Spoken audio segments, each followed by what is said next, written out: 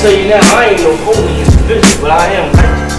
I'm not gonna lie to you, I'm not gonna steal from you, I'm not gonna cheat. I'm gonna tell you the truth, whether you like it or not. That's it.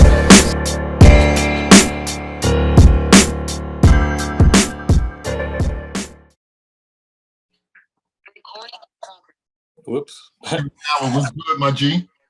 Yeah, it was good. Can you hear me? Yeah, I hear you. Was good, my digger. All right, what's up, man? Chilling. All right. What's good? Yo, welcome to Strictly for My Diggers. Glad to finally have you on. Word, thanks for having me, man. Appreciate it. Yeah, you already know. Yo, I want to ask you this question. Like the name Scary Hour. Now, does that come from the Wu-Tang song Scary Hour? So, my cousin actually gave me that name, right? Mm-hmm. I don't know like where he got it from, but I did realize like years later that, you know, there was a song, I think on the second Wu-Tang album, it was like something in like parentheses Scary Hour. Right. So maybe he got it from that. I don't know. I just roll with it. You know what I'm saying? I guess it's a good description of my style though. So I just roll with it. You know what I mean? Right. Yeah, because your beats have a very spooky, like scary, like theme to it. Like you watch a lot of scary, spooky, you know, killer flash horror. Somewhat. I would say more like I would say more introspective, maybe, like with the ability to be spooky, I guess. Like, I mean, it's some dark shit. You definitely got some dark shit. Yeah. You definitely got some dark shit. Because I did a review on Hus Kingpin's album, and that was one of my favorite tracks. Was it Devonshire? Yeah. Devonshire. That was one of my favorite tracks on the album. And you worked with him in the past, right? Yes. Yeah, I did like 3 joints on the Slime Wave album. Yeah. The one with Crooked Eye, then the joint with Smooth on it. And, yeah. Because I recognize the name. Now, where you from? I'm from Portsmouth, Virginia. Okay. It's sort of like in the Norfolk, Virginia Beach area. Right. Sort of a small town. Like if you're not from Virginia, you probably never heard of it. You know what I'm saying? So yeah. Oh wow! You know what? I was talking to another producer, friend of mine, D.I.G.G.A.Z. Yeah, that's my guy. He's like, that's my man right there. I said, I got him on Saturday or whatever. Right. He's like, he's fire. I said, I know, or he wouldn't be on the show. Good. He wasn't fire. You know, I said he's fire or whatever. You know. He's a real passionate dude about music, about what he's doing. Like he brings some good energy. You know what I'm saying? Yeah, he brings a lot of good energy or whatever. So with that Devonshire beat, I mean, what did you use? What are you using to make beats, or in particular, what did you use to make that beat? I use straight up FL Studio. You know what I'm saying? Interesting. Yeah. I work better with software. That's my thing. You know what I'm saying? I've used hardware like machines, stuff like that. I actually had a machine, but I traded it. But yeah, so I software just works better for me. You know what I'm saying? So I'm straight FL. You know what I'm saying? So why would you say software works better? Because I know a lot of people when they start out, like a lot of producers, especially in the younger producers, when they start out with software, but they go to hardware. They start out with software because of money reasons. You know, I never hear, people who, go from hardware to software like that, unless it's in the game for a minute. But I know younger producers, it's like, I didn't have the money to get the MPC, things like that. So what is it about software that makes you stick with that? So me, like, just, I used to be sort of a nomad, you know what I'm saying? Like, it worked better for me because I was always kind of like moving around and I could just make beats anywhere, just on my laptop.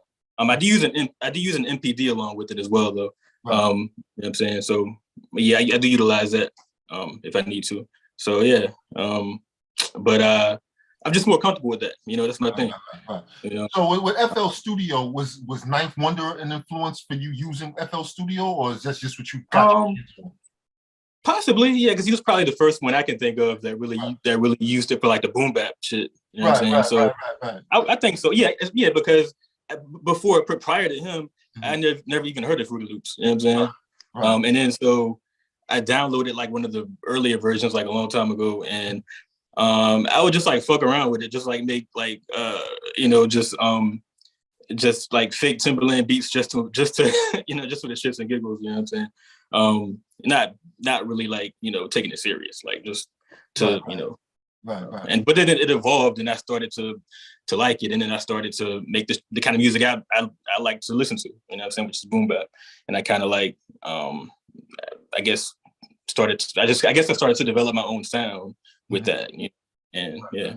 Right. So Zad, you think that's something you're going to stick with, or you're going to eventually go to hardware, or you're just good where you're at right now? I'm good where I'm at right now. You know what I'm saying? But I've been doing it for so long that I'm probably just going to stick with it. You know what I'm saying? Unless, you know, and you know, just I have a really busy life. So for me, it's best for me right now just to stick with familiarity. You know what I'm saying? And just move my sound forward with what I utilize to make it. You know what I'm saying? And you know, it's not really about it's not you know, the equipment that you use, because I see motherfuckers that'll post like pictures of their, you know, studio space online, and they'll have like, you know, all this fancy equipment and keyboards and shit, and the music sounds just like some regular shit. You know what I'm saying? So it's not about the equipment. It's about how to utilize it. It's about how you know, move your sound forward and just create your own vibe. You know what I'm saying? Right. Because you know what I see is like really as sample based beat makers, because you know I'm a beat maker myself. Yeah. I see the talent is really your ear. Yeah. You know, it's really your ear. You know, we don't really play stuff, and I notice nowadays, right? It's like it's a difference between the DJ Premier era where he was chopping shit up and taking here and here and really showing his chopping skills. And nowadays, I notice a lot of producers are finding just obscure loops and things that you would really loop up and just ripping it, and just doing it like that. So it's more like finding something fly for the MC to rhyme over. Yeah. It doesn't matter if you just took it and as it is, but it sounds fly. Because a lot of times we get caught up in just chopping shit up. How do you know when to say, hey, let me just take this sound fly, or hey, let me chop this up? Or do you chop?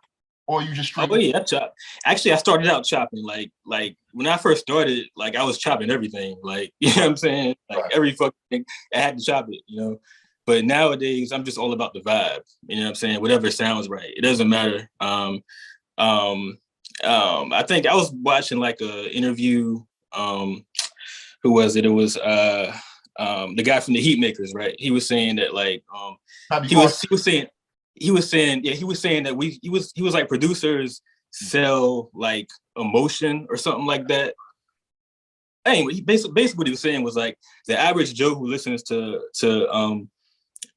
you know, a hip hop beat, they're not gonna care like if it's chopped or not. They just want to know that it sounds good. They want to vibe to it. You know, and that's kind of how I feel. You know what I'm saying? I just play it by ear. You know what I mean? Yeah. Because you're right. And that's what I was talking to D.I.G.G.A.Z the other night, and I was saying like, you know, I was telling him like, yo, some of your favorite producers are just straight up looping or whatever. And to people like me, and to people like, you know, me and who was in the game were like, oh damn, that's all he did. But to the average person, they have no idea. They have no idea. It sounds incredible. They think he played every element within that sample, not knowing that it's already in the sample. You feel what I'm saying? Right. And that's what I'm seeing nowadays. A lot of producers are doing is just finding shit. Right. You know, maybe throw drums on it, maybe not throw drums on it. Now, how do you feel about drumless beats? Are you a fan of that? Again, to me, it's about the vibe. I don't think I've made too many straight up drumless beats. But it's all about the vibe at the end of the day. You know what I'm saying? I would prefer some drums, you know, typically. But sometimes you just don't need them, you know, just, you know, if it sounds good, then we good to go, you know? Right. And you say you go by the vibe. So that tells me you're more of a feeling producer versus a technical producer.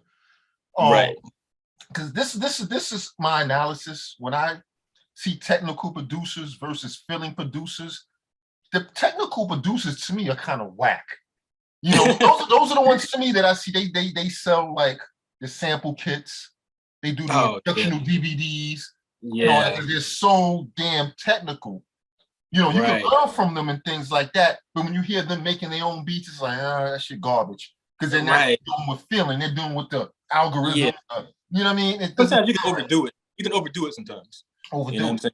Right. So I would definitely take a feeling beat over a technical beat, you know? Right. And also like I mean, so for me, like making beats is sort of therapeutic. So you know, I do it for myself first, you know. Right. So it's how it comes out. So like a lot of times like people will hit me up for beats or whatever, and they'll say like I want this kind of beat or that kind of beat, but it has to always be organic. I'm not good at like making the kind of beat that you want me to make. It has to like I have to go down the line, and when I get there, boom, there you know what I'm saying? So yeah, I mean, yeah, it's yeah, I get it. Right. So you didn't make Derbyshire for Hus in mind, you just made that beat. Yeah, just in general. Yeah. Right, and you like the beat, right. So you just make the beat and it's not tailored for anyone else. You just make the beat, and if they feel it, they feel it, and you go from there. Right. Exactly. Got you. So now you're using software, right? Now with samples, are you digging online or are you going to the turntables? Do you dig for vinyl? Nah, not really. It's typically going to be on typically going to be like MP3s that I find online. Right. And wave. Right. I have in the past, but the way my life is like right now, like I don't really have the hold on, somebody's calling me. Oh, my bad. Yeah, straight. Yeah, usually just MP3s, you know what I'm saying, online. Right. So like when you listen to a sample, right? What are you looking for? Is it just anything that's moves you? Do you have a certain genre?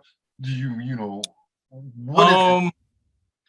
I do like guitars and shit. I like a lot of like old like progressive rock, psychedelic rock, stuff like that. I used to sample a lot of soul when I first started, but I feel like the game is just like oversaturated with soul beats now, to the point where unless you're putting your own like spin on it, then you know it gets kind of like redundant. But I mean, I will do some soul shit, but typically it is going to be like some like obscure, like foreign, you know, rock shit. Maybe, you know so or also like old like horror scores, things like that. Right. You know what I'm saying? So basically, when it's time to make a beat, you go to YouTube. Are you going to YouTube or? No, I don't really use YouTube. I use this it's an app called SoulSeek. It's like a file sharing program. Right. You know what I'm saying? Sort of like Napster was back in the day, but it's like, you know, I guess for like beat diggers or anybody. Yeah. And what are you typing in progressive rock? Are you typing that in or what's? Nah, you know, at a point you start to I guess develop a memory of different like groups or, you know, composers, things like that to look for. And usually that person might have like, you know, more of that type of music, you know what I'm saying? So you can just like search their catalog and see what they have, you know? Right. So you're just sharing files basically, you know what I'm saying? Okay, so it's free. Yeah. Okay, so it's free. Got you. It's free. Right. Okay, yeah, because I was just wondering, you know, because I don't think I've ever like used YouTube for anything. Right, because like I said, I'm 47 years old, so I'm old guy, and you know, I was collecting vinyl, buying vinyl, but I don't have this, I don't have the space for it no more, so I started digging online. Right, exactly. All that stuff starts to, because you got these purists that's like, yo, the kicks and stands got to come off record.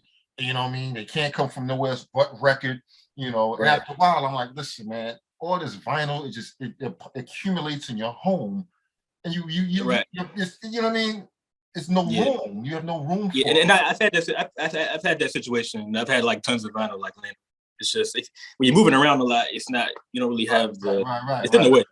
Yeah, so I'm definitely digging online and things like that, and it made things easier. You know, I used the MPT 2000 XL for over 20 years, and recently, you know, in the last maybe 10 months or so, I went to the MPC studio, and I love it. I'm never going back to the XL. Yeah, makes it easier beats because I had MPC 2000 XL on a trackboard, natural trackboard. You know, so it's like I'm not going back to that, you know, and things like that. So but you have to evolve with it, I guess. Like I know, like when I first started making beats, it was almost like taboo to not use real. But I don't give a fuck. Like I mean, at the end of the day, like the world evolves, it's the result. Evolves. Right, it's the end result. It's the beat dope. You know, exactly. That's all that matters. You know what I'm saying? We can't we can't stay stuck in 1995 forever. We can't. We can't. We can still use those templates, the ideals of right, the ideal, but as far as but the way of making it can the beat and getting the job done, we can't be stuck in using the SP1200. Right. I mean, we're supposed to evolve, and I do respect that. You know, I respect the new producers coming up that's making that boom bap, but they making it in their own way, using in their own terms. They on their own terms, and I'm, you know, I started, you know, adapting to that as well. Things like that. Right. A lot of times we feel that makes us real hip hop if we have, you know, 2 turntables and an SP12 or an MC, things like that. It's about the music. About the music. That's all it is. It's definitely about the music. Now, when it comes to drums, like your drum sounds, I mean, packs. Now I usually do chop up my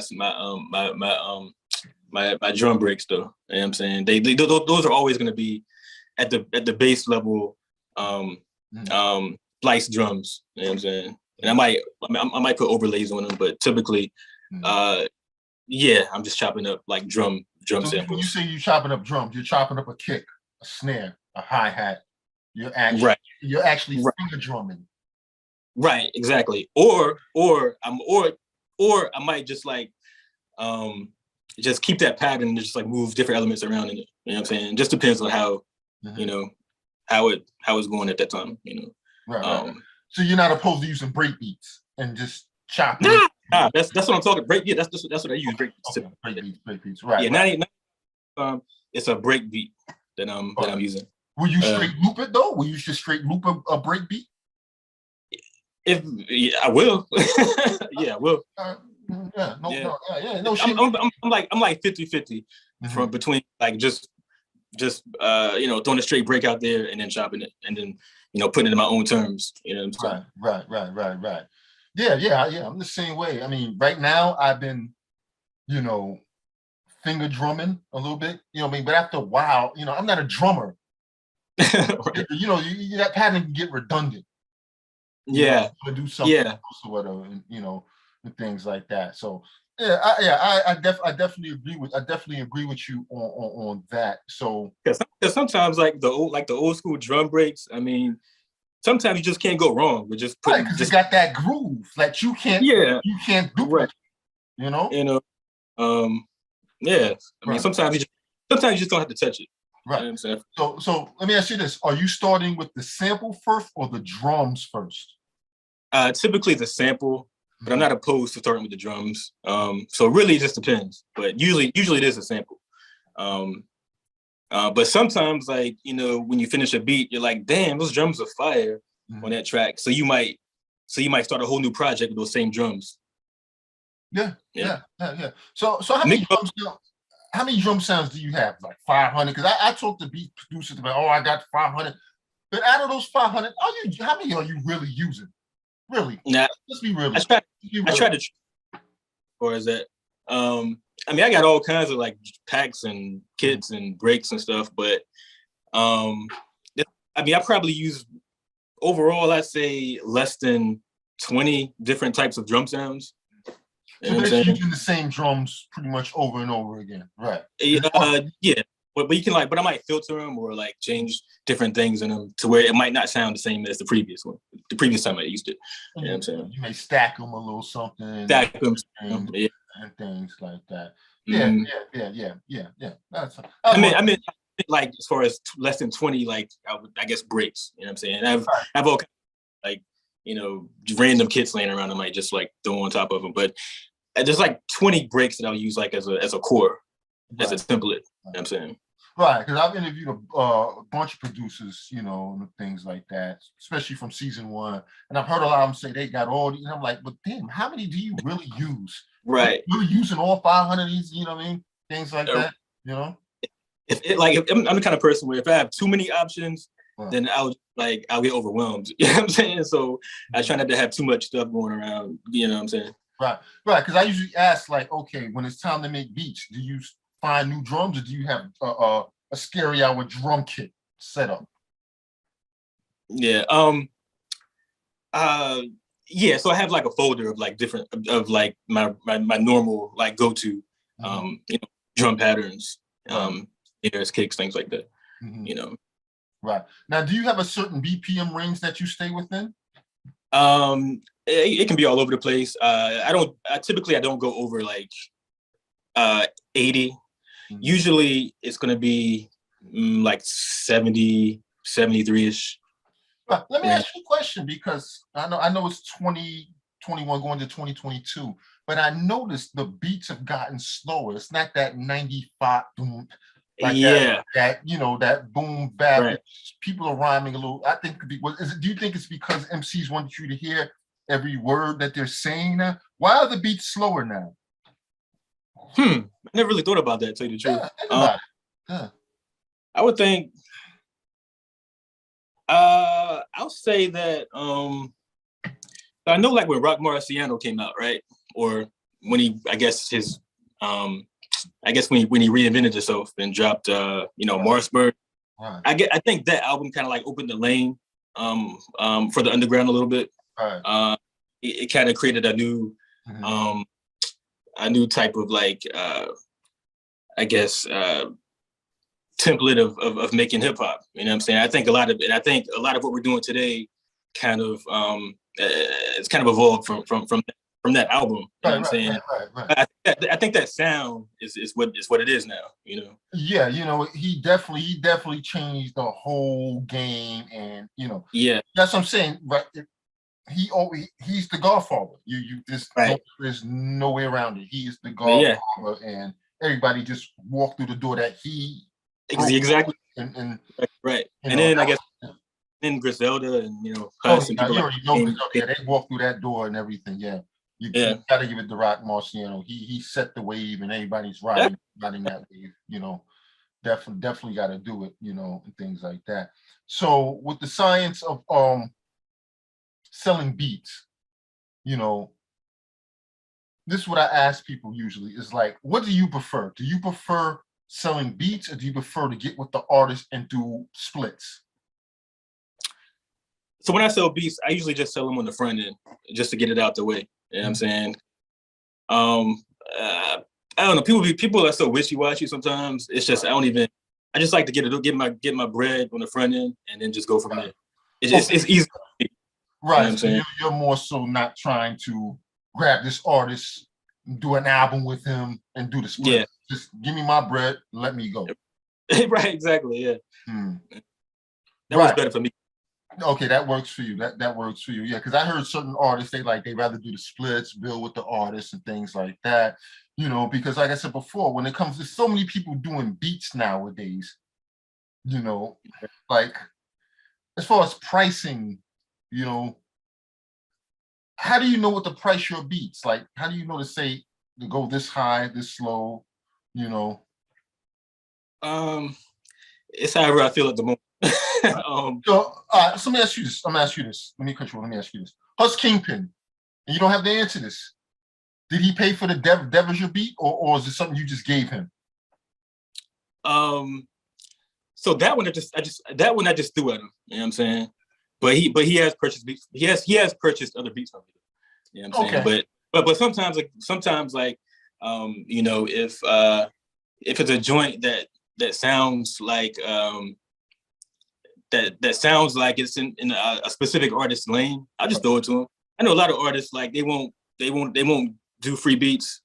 Right. I mean, if it's something that's gonna be dope and something that's gonna like kind of get me out there, like, I mean, I don't care. Like, just make something dope with it. You know what I mean? Right.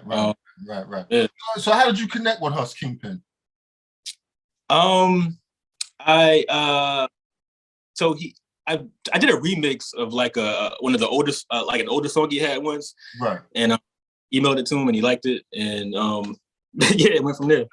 And I didn't expect a response. Right. But he liked it, so I was like, okay, let's roll. Wow. Now, is he the only big artist, well, you know, underground on his stature that you work with? He's probably the most high profile person I've done tracks for. Now I have done songs where we've done collaborations with certain people, like, you know, Planet Asia. Me and my boy Despo did a joint with Planet Asia and Tri-State. and we've done a joint with Smith and Wesson. Okay. You know, Wu Syndicate. Shout out to Wu Syndicate. They're from out here too. The OGs. Shout out to Maya Linsky, Mafia. Yeah, a few other cats. I got stuff, you know, stuff here and there, you know. And I got some working. You know. Right. So as a beat maker, you know, are you in the future looking to make your Chronic album like Dr. Dre, or not really? So I'm loosely working on something, you know what I'm saying? So yeah, I do want to make a producer album, you know, at a point. Right. So yeah, but if time permits, we'll see where it goes. Right. Got you. So what about sending stems, like with Hus Kingpin, when he got those beats from you in the past, or even the D.I.G.G.A.Z beat? Did you send him as is, or do you give him the stems? I think all the ones that I've done with him, I've just sent them like as is. Mm-hmm. But I do like sending beats with stems though, just because I think that I think it makes it easier for the engineer. Right. Yeah. So, but yeah, I just sent them the track, and that was it. Right. So let me ask you: do you mix your own beats, or you just make them and just? Yeah, I mix them first, and I send them. I'm not an engineer, so I'm not the greatest mixer in the world. Right. But yeah, I do put a mix on it before I send it. Yeah. Right. So what, like a light mix? Yeah, just a light mix on it. I mean, yeah, it's never just like a rough draft. I'm never sending rough drafts of beats, like, you know. Yeah. Right. Yeah, so I do put mix. So like when you make your beats, right? How many sequences are your beats? Is it one sequence and it's just one beat, or is it sequences with a bunch of different changes in it? You mean the drum beat, or? Oh no, just the whole beat. Like you may have this sequence here, then you have maybe the next sequence may have a dropout or a change up in it, and the next sequence, you know. Oh, I see. Oh yeah. Nah, it's not. The sequence is always changing up. You know what I'm saying? Like I try not to make it too redundant. You know what I'm saying? Right. It's just not too just loop. Right. You know, back and forth or whatever. Yeah, definitely. I definitely, you know, I can appreciate that. But I also like the repetitiveness too, because you get you into a groove. It depends. You know, or whatever. I like that. Because you do want that like hypnotizing type of like element to it too. So you're right about that. Yeah. I love that. So who are you vibing with now as far as like MCs? Who you want to work with next? Outside of Hustle? Let's see. I like to work with Rock Marciano, definitely. Who else? Let's see. I like Benny the Butcher. Of course. I'm trying to think of somebody that's like more like obscure, maybe not like, because I mean I feel like everybody wants to work with these kind of cats.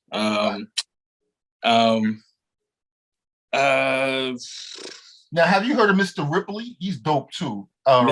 He's from Jersey, living in Kannapolis, North Carolina. He's really dope, Mr. Ripley. Nah, I never heard of him. Yeah, he's dope. Mr. FP is dope. He's from New York, currently living in Georgia. He's dope too. You got to check him out. Okay.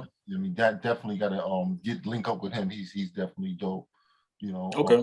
Yeah. So you don't have a wish list of MCs that you want to work with?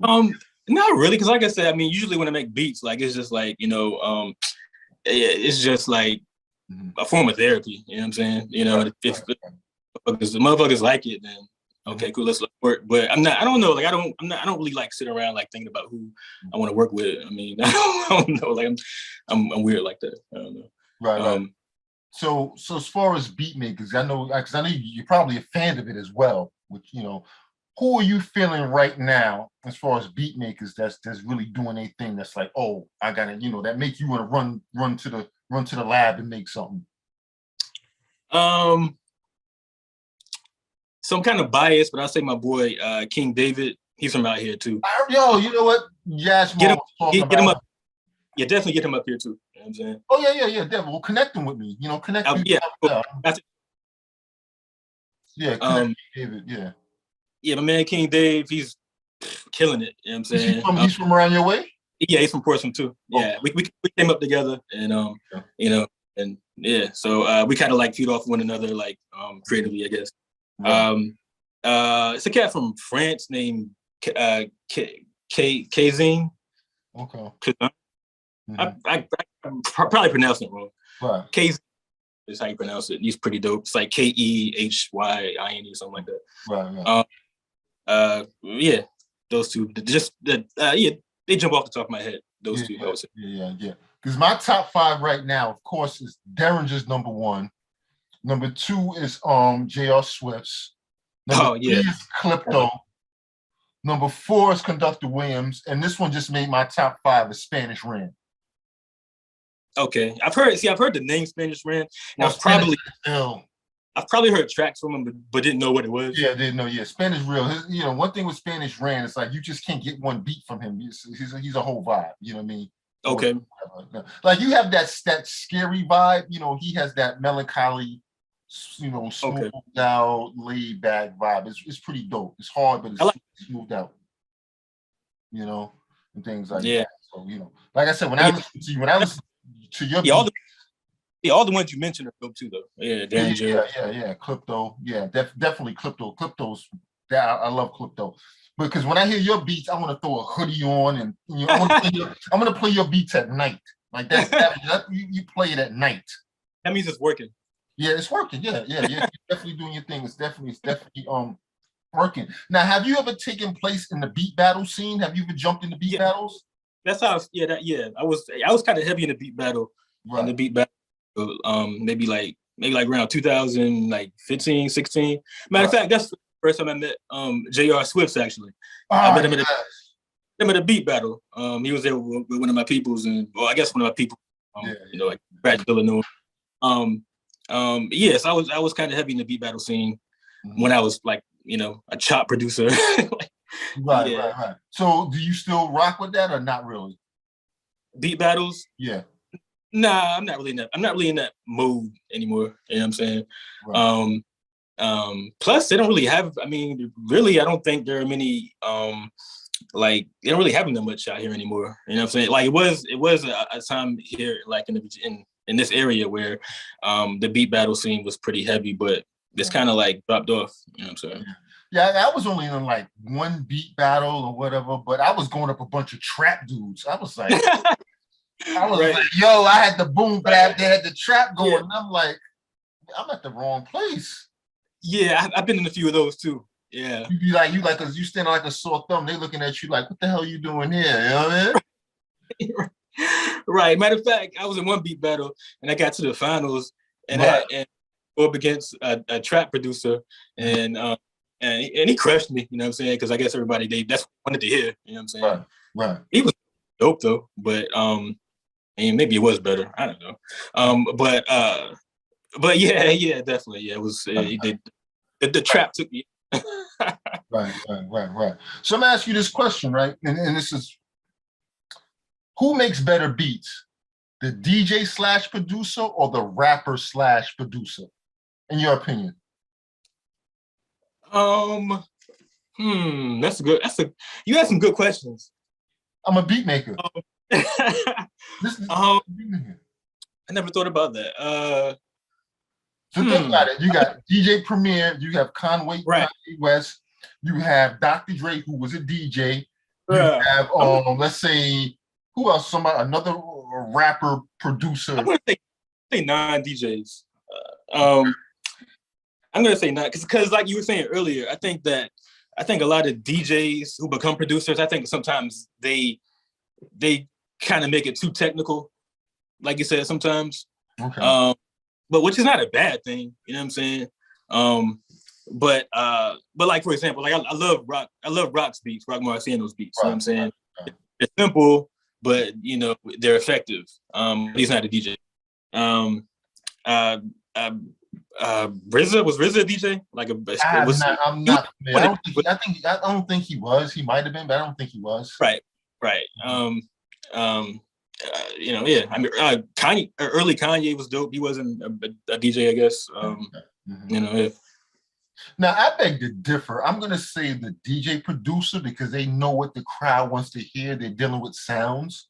So I'm going to say like the DJ Premiers, the Pete Rocks, the ones who DJ because they know what the crowd want to hear. But I know what you're saying is because as a rapper, you know what you want to rhyme to. Right. Or the Alchemist. I don't think he was a DJ. So yeah, I mean, or was I he? don't think it was. Yeah, I don't think he was a. I know he rhymed. He rhymed at first. Whatever. But I go for the DJ producer dude, then the rapper producer dude. I mean, but it can go both ways because, like I said, the DJ, he knows the music. He's been collecting records for years. He knows makes the crowd move. But then the rapper knows what he wants to rhyme to, what he wants to, things like that. So it can be. It can go. But also, like you said, you look at like producers like Pete Rock. I guess he started out as a DJ. Right. He like when you listen to his beats, you can tell that he was probably a DJ at some point. Because he was CL Smooth's DJ. Yeah, his bass lines are amazing. You know what I'm saying? Right. He has that technical background to where he's able to create bass lines that sound like like he's a bass player. You know so I'm glad you mentioned that. So speaking of bass lines, right? Do you think every beat needs a bass line? Do you have a lot of bass lines in your beats? How do you do your bass lines if you do deal with bass lines? I don't think they're necessary. I don't think they're 100% necessary. It's just about how the beat sounds at the end. You know what I'm saying? Do you play bass in your beats or no? Nah,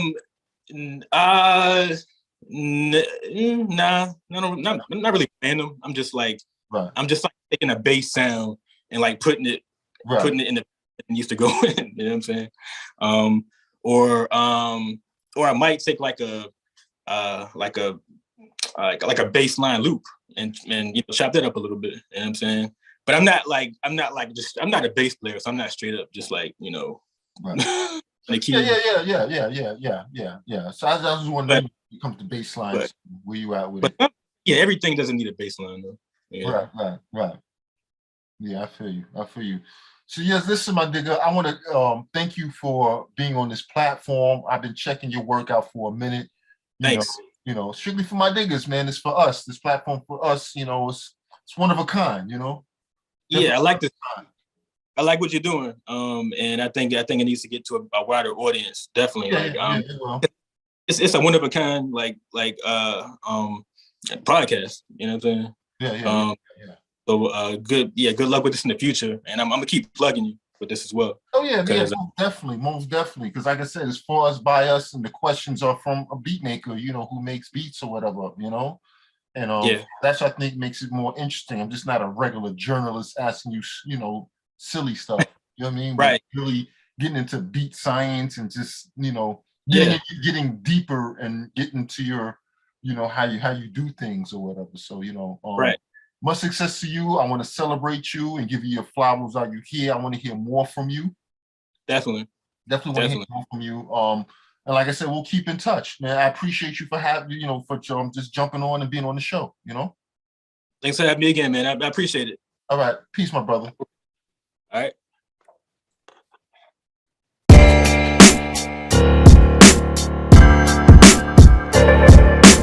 I'm gonna tell you now, I ain't no holy individual, but I am righteous. I'm not gonna lie to you, I'm not gonna steal from you, I'm not gonna cheat you. I'm gonna tell you